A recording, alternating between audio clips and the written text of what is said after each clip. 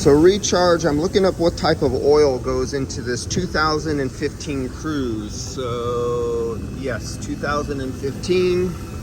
And I wanted to know what type of oil. Now I noticed the sticker says General Motors, Delphi. So if you look down there, right there, you can see it's a GM Delphi. But if you look back there, you can start to see some numbers. Let's see if we can zoom in here.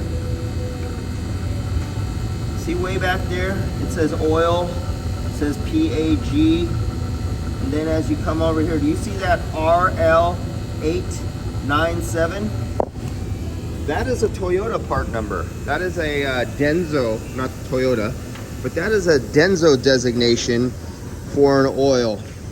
Now I'm no compressor expert on memorizing all these compressors, but I'm going to, somebody would have to look up this part number for this Delphi compressor and cross-reference it, that this is possibly a Denso manufactured compressor, and they used a Denso oil in there off of Toyotas, but this is a Cruise, so I don't know more cars and bodies who come over. So can someone tell me, is this a Toyota and General Motors is just selling it? Because I am no, what engine is that? Ecotech, Chevy, yeah, right.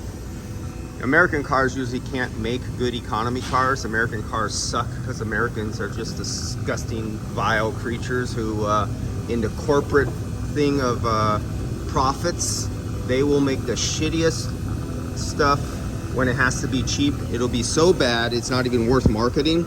So they have to go to other countries to get their parts and make it cheaper to make it quality. And this is one of those situations. All right, so this is the Toyota spec oil. That's all. This is just about getting the oil.